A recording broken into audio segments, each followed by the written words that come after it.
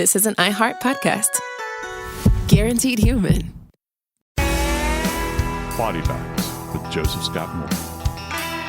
I'd say out of all of the Looney Tune characters, for me personally, having been a child of the 60s and 70s and grown up watching the Bugs Bunny Roadrunner Hour for those many years, my favorite adversary for Bugs Bunny was probably Yosemite Sam. And the reason I liked Yosemite Sam was because he had a temper that was unlike any other character. He could just go off at the drop of the hat. And not so over the top, but still willing to shoot Bugs Bunny, was Elmer Fudd. Elmer Fudd didn't exactly have the same charisma as Yosemite Sam, and certainly Bugs Bunny could fool him constantly. Somewhat of a dolt.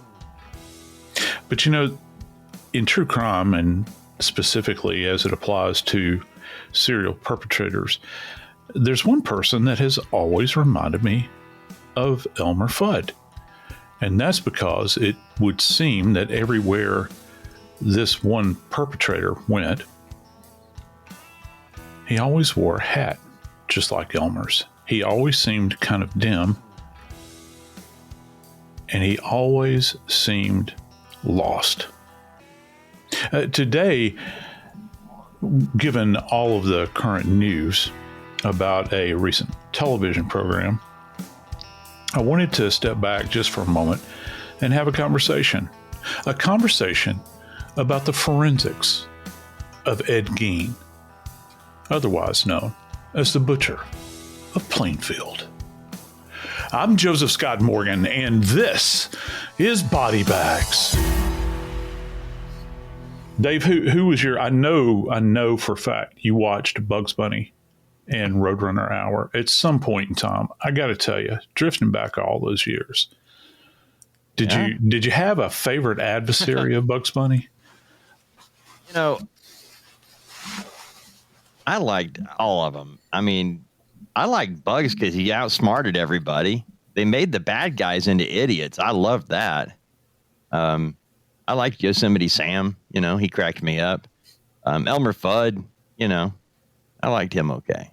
But yeah. I just like Bugs. I like Bugs outsmarting him all the time. That was kind of my thing. I do too. The one character in that whole universe that just always irritated me, though, was the Roadrunner. I was always cheering for the Coyote. I really was. I really was. I just, you know, I was just. So you cheering for the bad guys. Like when you're watching Goodfellas, you're hoping Henry Hill, you know, ends up standing up and killing everybody, right? No, but you know, it's you know, it was always the Coyote against the Roadrunner, and I think how does that play into Ed Gein? I'm trying to figure out how does a cartoon that's so pure and innocent that we grew up on this. You know what? Our generation learned classical music, symphony music from cartoons. Absolutely. Yeah, and Seinfeld. The first time I went to a symphony. That's what they took us like in 7th or 8th grade. And that's the first thing they did. They start off with the Lone Ranger, and then they go into the interlude. They go into all the, I'm going, well, that's Bugs. That's Tasmanian Devil. I'm like, you know. Well, it was the Valkyries. I think the Valkyries, the opera with Elmer Fudd wearing the Viking helmet and killed the wabbit, killed the wabbit. But you know, the thing about it, those things that seemingly, I think, Dave, are so very seemingly docile. Many times it can be those things that go bump in the night, I think, for a lot of us. You know, it's kind of like we're coming into the Halloween season of horror movies. The thing that always scares me in Halloween movies is not, or horror movies, it's never like some ghostly specter. It's always the child's toy that begins to move across the floor, like the tricycle, you know, or the doll that's like inanimate sitting in a chair, and suddenly the head starts to turn in one direction, you know, that, or the doll appears on the bed next to the kid that's terrified of the doll in the first place. And I think that Ed Gein probably, he was this kind of, I don't know.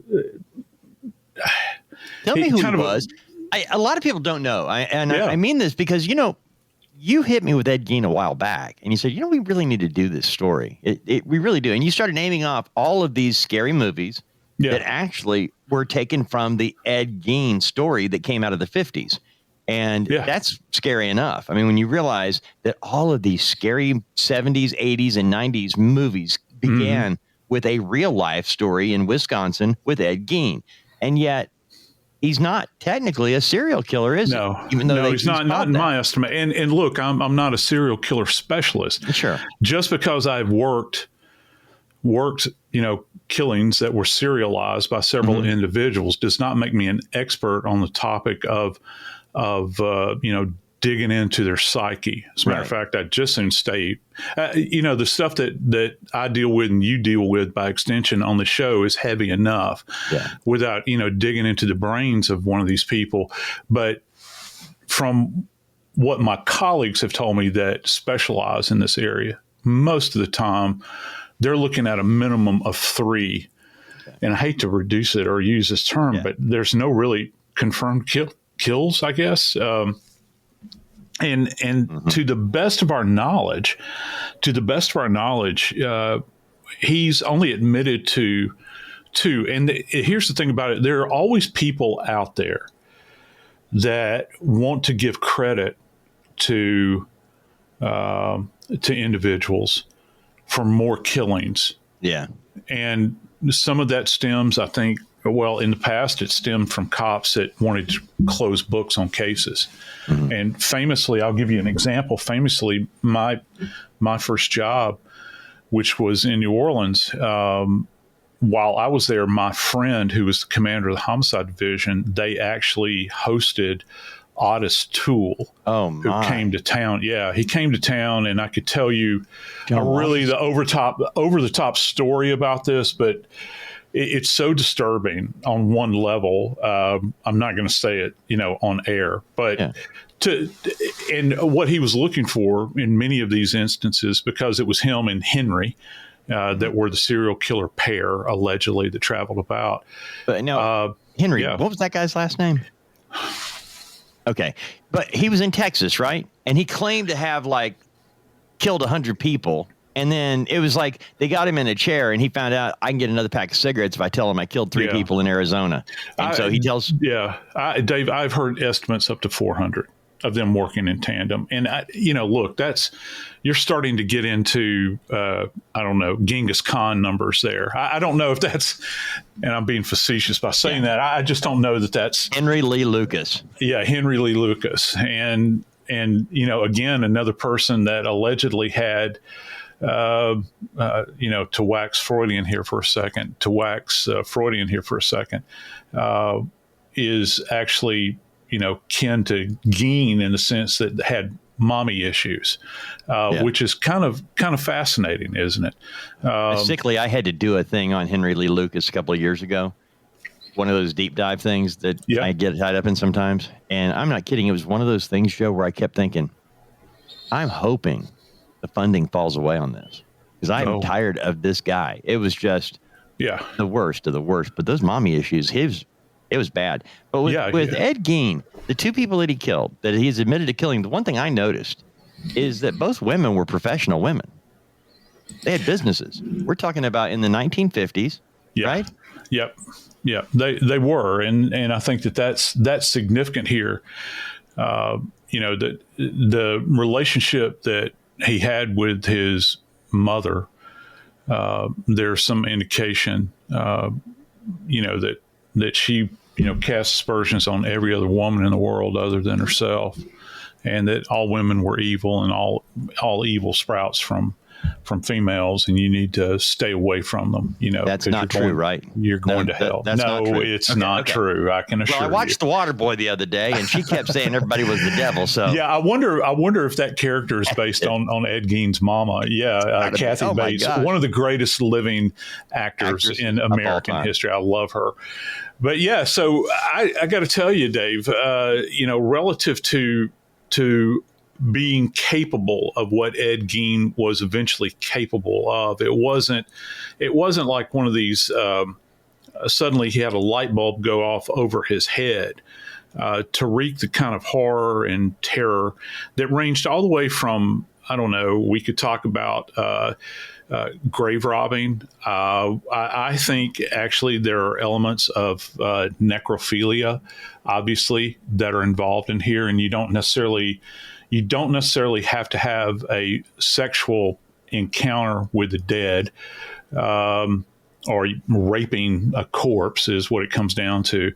It can be the sexualization of the remains afterwards, and we see this in some of the quote unquote tanned skins that what he formed out of them, which is almost like he's trying to transform himself. Some people say into his mother. I've heard other people say trying to transport himself into the life of a woman.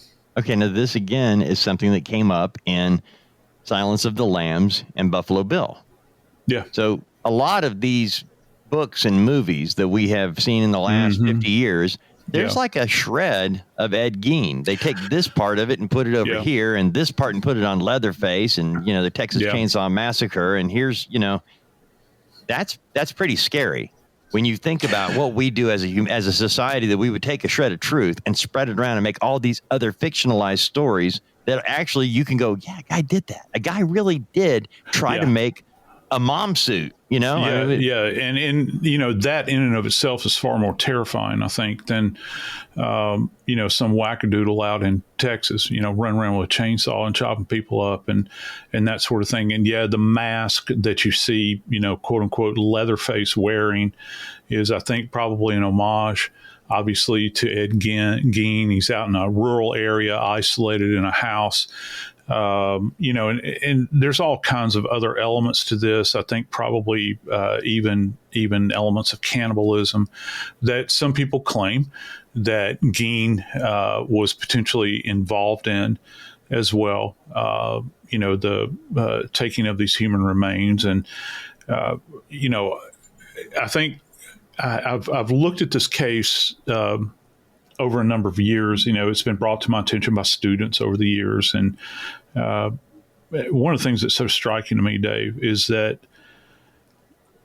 and just kind of set the tone here, and I mean this in the terms of, this is not a Technicolor world that this happened in. This was a black and white world. And it was, I think, saying America was innocent back then. We just come out of World War II. We were not innocent by any, stretch of the imagination. You had people the decade before that were starving, living hand to mouth, in the Depression. So I take exception. Anybody says that America was an innocent time back then. No, it wasn't. We've come through a couple of the most brutal decades in certainly our country's history, maybe even in world history. But the world that those investigators back then inhabited, Dave, particularly on that night in November, where they finally approached that farmhouse, not a light was on. As a matter of fact, no electricity. The environment was illuminated. When it was illuminated, only by lamps. When they walked in, and they pulled out their flashlights and they began to shine them about, looking through this garbage heap that this man lived in. Suddenly their eyes focused on things that probably no human being is meant to see, but it was their job to process that scene and tell this horrific story.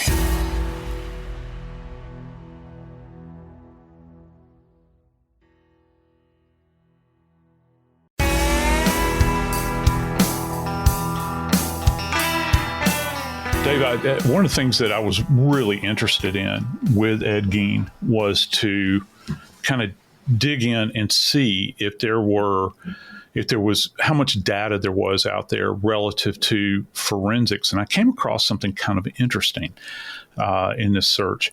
Did you know I discovered the name, at least, of a forensic or a pathologist who actually did the examination on one of the remains recovered at the scene. Actually, it was Miss Warden's body.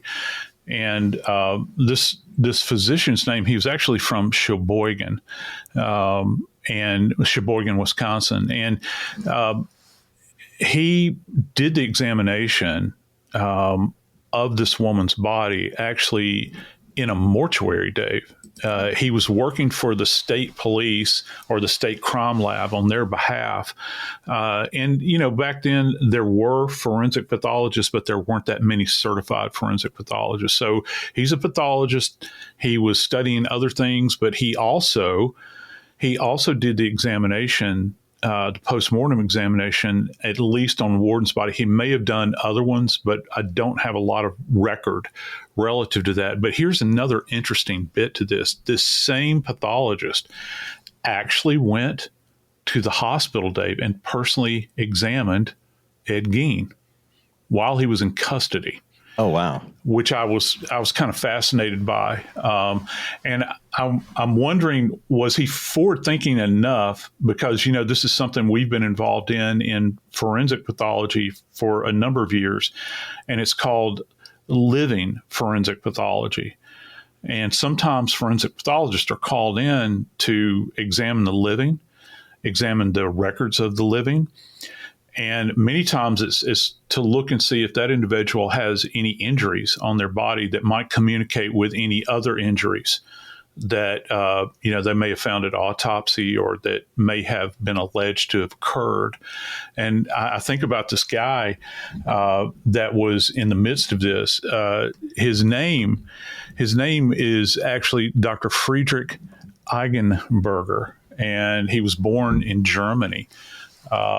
And, he had been serving in this area for a long time, had been working in this area. And, can you imagine, just like him, I can guarantee you the day that these cops got up and, they put on their Humphrey Bogart-like suits with their snap brim hats and their overcoats, and they're going out there. Just like them, this doctor, this was the last thing he expected to be doing, the next day. Can you imagine? You got to remember how it started, Joe. It started with an investigation because Bernice Worden went missing. They were looking for her. And as they began the investigation, they find out the morning of November 16, 1957, she's 58 years old. She owns a hardware store. She disappears that morning. And as they're tracking, just like we would do now, now we would have a CCTV camera, we'd have, Ring doorbell cameras, any number of things. Well, back then, the question is, would they work, and would they be clear? They are luck. And so the store, this is how it came about. The hardware store's truck was seen driving out near the rear of the building at around 9:30 in the morning. The store didn't have a lot of customers. Okay. So they had receipts for the entire day, but they actually found a receipt signed by Ed Gein that he was going to come back the next morning, okay, the morning of November 16, and get a gallon of antifreeze.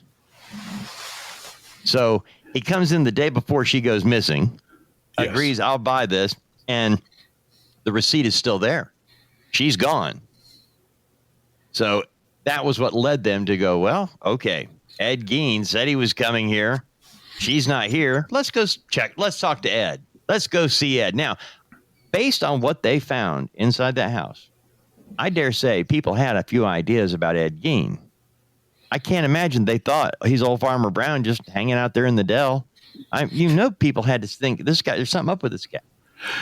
Wow. Yeah. And you're absolutely right. And hey, I'm glad you brought up the term farmer in the Dell, because, there's actually a tiny little range of hills in southern Wisconsin called the Dells. And my God rest his soul, my father-in-law, he actually went out there and would hunt deer out there with friends.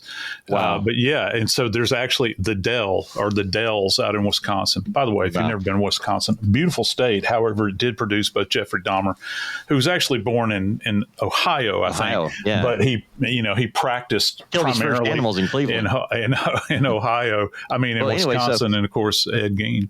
Yeah. Frank Worden tells the police that, about Ed coming in the night before his mother goes missing. They find the sales slip. And so that last sales receipt signed by Ed Gein, written by Bernice Worden, on the morning she disappeared. So that evening, Ed Gein was actually arrested. They went out and said, well, I mean, we got 2 and 2 here. We're going to put it together. Now, this is why I say they had to have other things going on. This is like the bullet part, you know. They had to have something else going on them to just go out and say, well, Ed, we got a receipt saying you were coming by to get Bernice, get an antifreeze, and she's gone, so we're going to arrest you. But they went to Ed's property, and that's why this is what I'm thinking, Joe.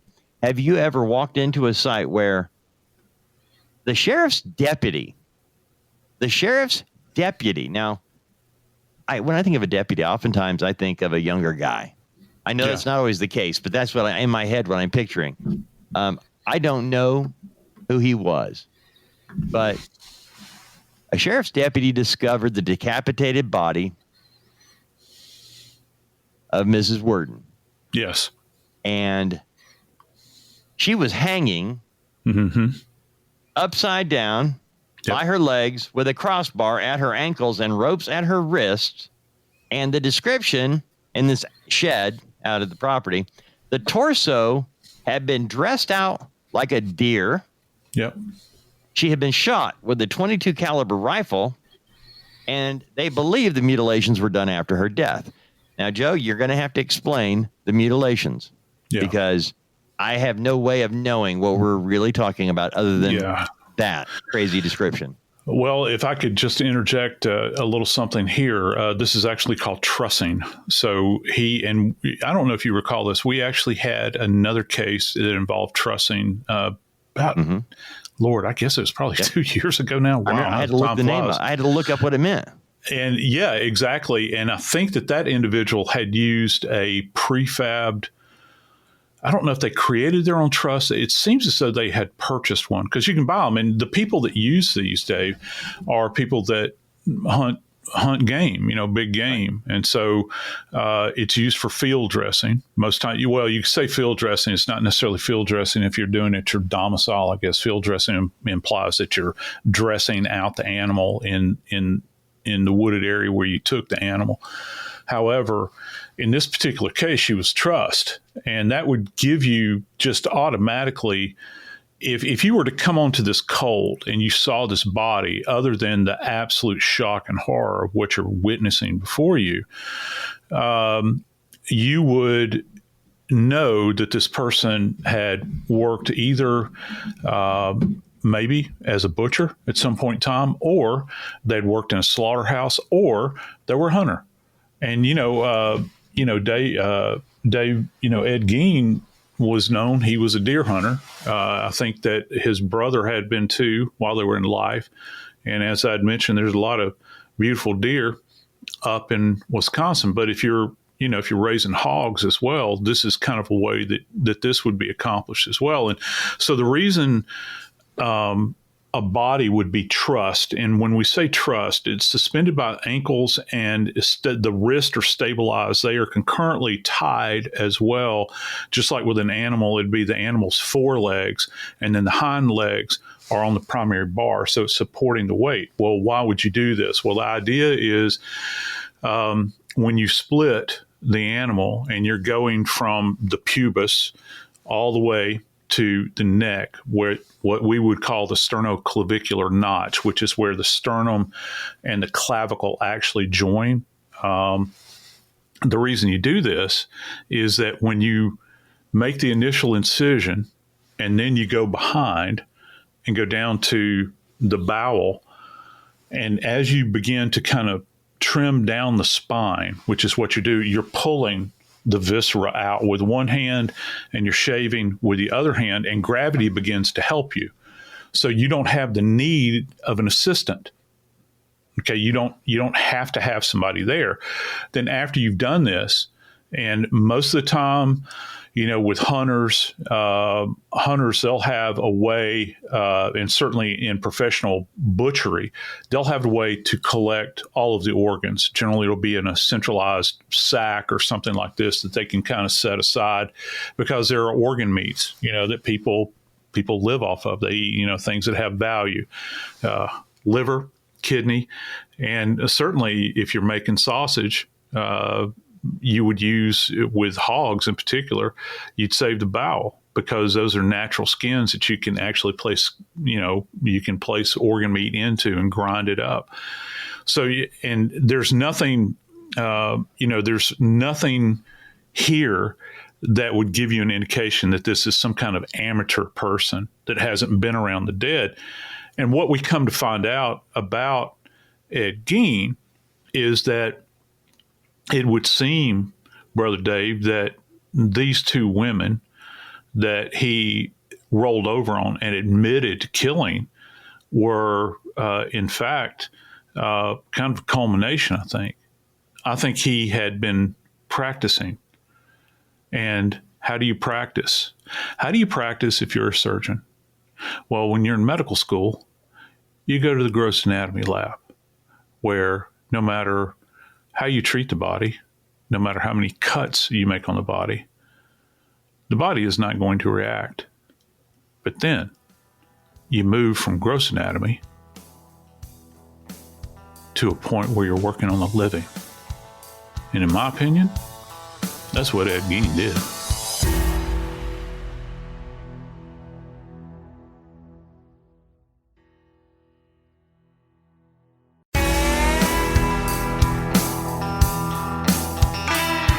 Look, David, I've never been to Plainville, Wisconsin. All right. I'm not saying I wouldn't want to go.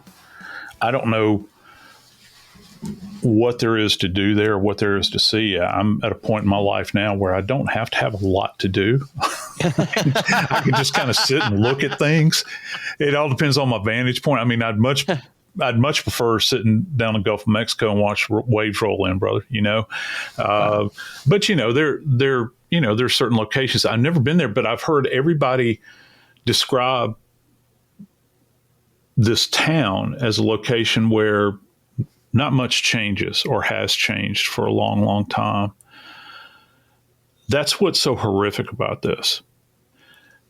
And I'm not casting aspersions on big cities, but if Ed Gein, he would make the news in a big city. But if this happened in some large metropolis anywhere in the world, it would make it through several news cycles, and then it would pass away and something new would replace it. The fact, and this is where it works just the opposite, I think. The way that this happened and the level of horror that was inflicted on this community has made this thing cycle back over and over again. And you know as well as I know, because we've heard that those of us that live in more rural areas in America, we refer to as living in flyover country, right? That we don't really matter, that sort of thing. And so, but this is one of the earliest examples, I think, of a story that resonated with everybody, because it kind of got into our collective conscience, I think. I'm not going to say DNA, but it really stuck with us. Think about this. She had the Black Dahlia in the 40s out in LA. Yeah. And, where her body was cut apart, drained of fluid, and it was positioned, staged for people. It was shocking. Pictures taken and shown on, and it's still to this day, there are books still being written about it and people claiming, that was a murder mystery. But I'm not disagreeing with you 100 at all, because the story of Ed Gein, just give you a little idea what they found inside there, because it wasn't just one victim. And I think that's the part that I cannot imagine why this did not become bigger than it is. The fact that we're still having movies and documentaries done about it shows it is big. But I'm with you 100%. It just lives a different news cycle when you're in the rural areas of our country. Here's what they found. Granted, I would be mortified looking for a woman that I now believe is probably dead, but what they found, the way they found her decapitated, that's more than enough to call my career over, But not only did they find Bernice Worden's body so just disabused, I mean, it was just horrible. But then they found whole human bones and fragments, a waste basket made of human skin, human skulls mounted on bedposts, female skulls, some with the tops of the head sawn off, bowls made from human skulls. This is plural, okay? And again, they went there for Bernice Worden thinking we're going to find one 58-year-old business owner. And they opened the gates of hell.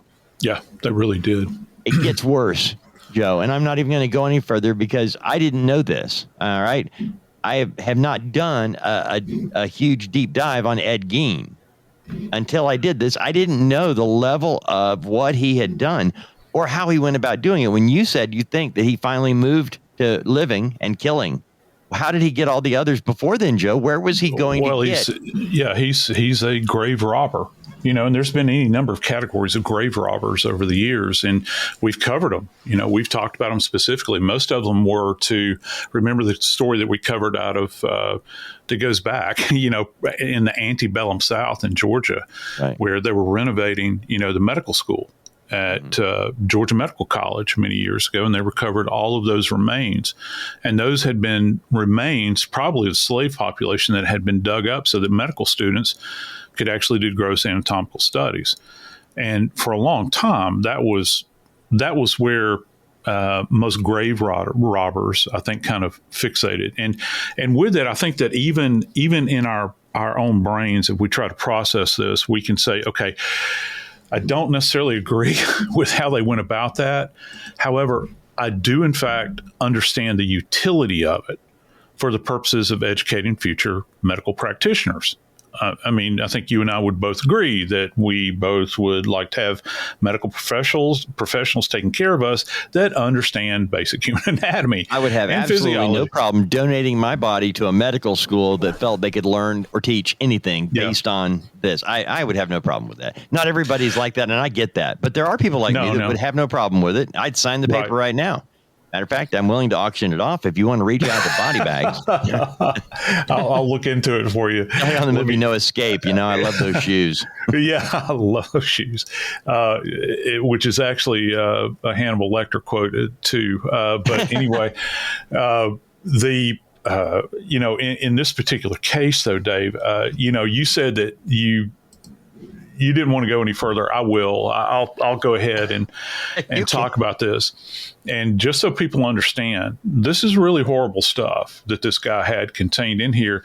And again, I can't urge folks enough to think back. This is a 1950s world where we pretty much believed everything that we saw in the news. We trusted people. You didn't have monsters were something that weren't like in our face. And we were nowhere even near using the term serial killer, which of course Ed Gein is technically not. So our senses, our sensitivities have changed much since then. But even by today's standard, Dave, there are things in this house that are so shocking. They believe that he had robbed essentially 40 graves, which I find fascinating in the sense that most people in rural areas, not all, but many people would go out and tend to their family's plots, right? Right. You go out there, this may have been going on for, I don't know, some people say maybe in the immediate wake of his mother's death, that it kind of something switched, some trigger, switched in him, and he felt the need to, kind of embrace this. It's actually kind of reminiscent, Dave, of, in one sense, of Dahmer, because, Dahmer famously said he was trying to create zombies, right, people that he could just keep with him and feel them adjacent to him and hold on to them to have some kind of relationship. I don't know if that's what is at work, but I do know from a forensic standpoint, there were so many samples and specimens there. Just let me run this by you, Dave, real quick. And this is one of the more shocking things.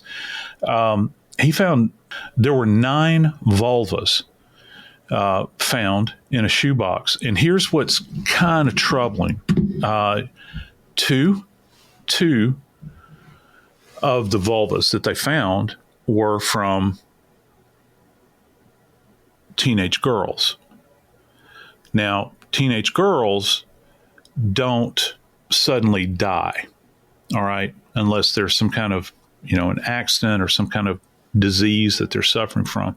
That leads me to think were there any missing teenage girls back then that were never reported missing, or were these from burials? But he had held on. And for those of you anatomically that are not familiar with the term vulva, it's literally the external genitalia of a female. So he had gone in and dissected this out and had retained them. He had made a belt out of skin. There's one story that goes that the belt was actually made of nipples, kind of all laced together, that he would put around him and wear. Also, he had a female suit that he had skinned out, complete with breast. He had skinned a mask that he had placed on him. And kind of one element to this is that in the wake of his mother's death, Dave, Ed Gein had begun training in taxidermy. And so he would be, not only was he familiar, as we saw with the one body that's inverted and suspended, that he could field dress an animal, but he was into actually fixing bodies so that they could be preserved, or he was learning that process. I think along the way, he's also picking up on tanning methodologies, how to tan hide. Because we've always worn,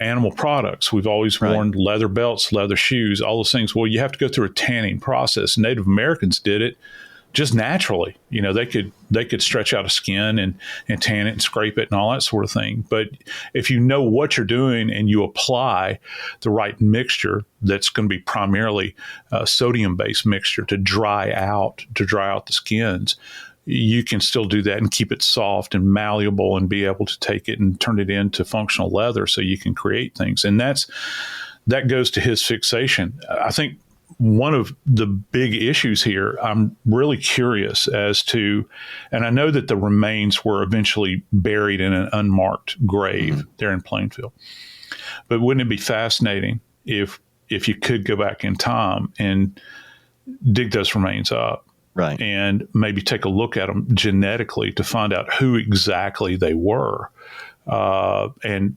open that door.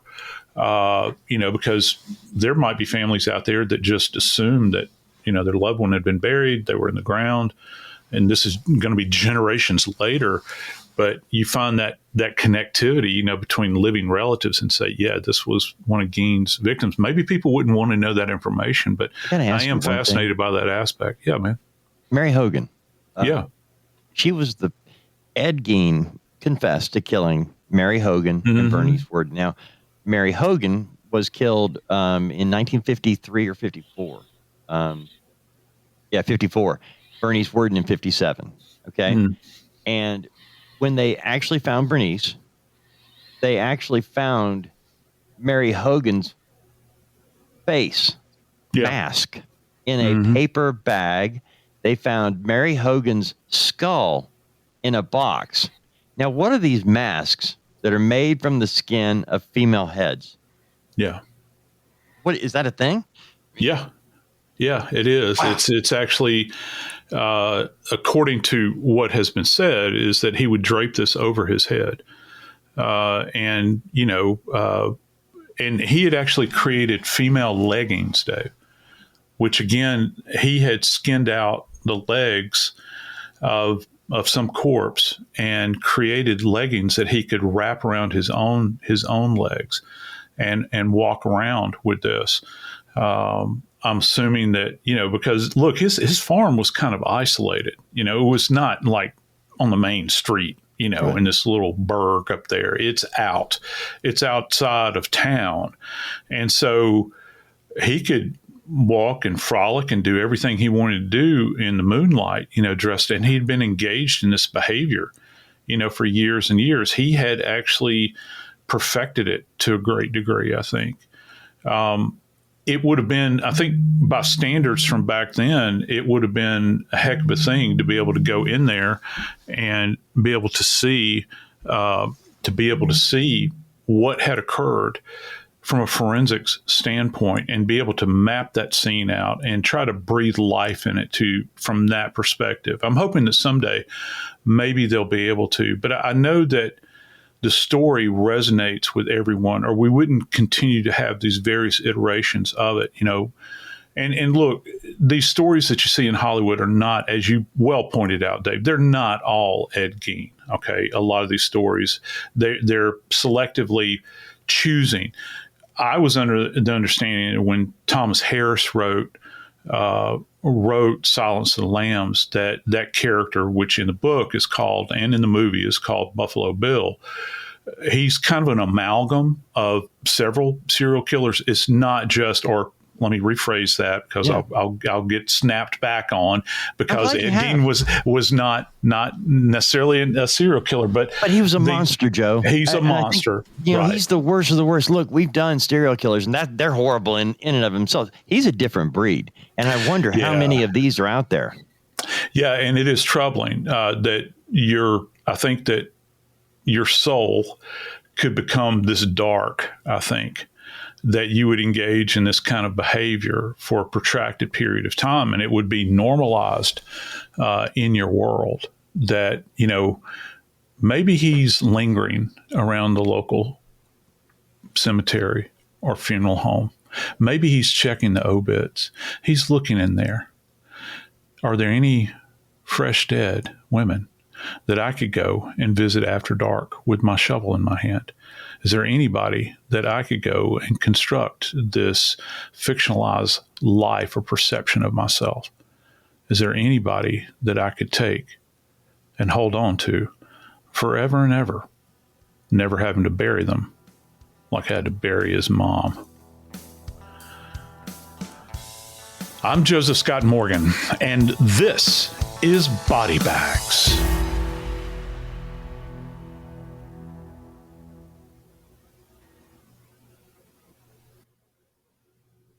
This is an iHeart podcast. Guaranteed human.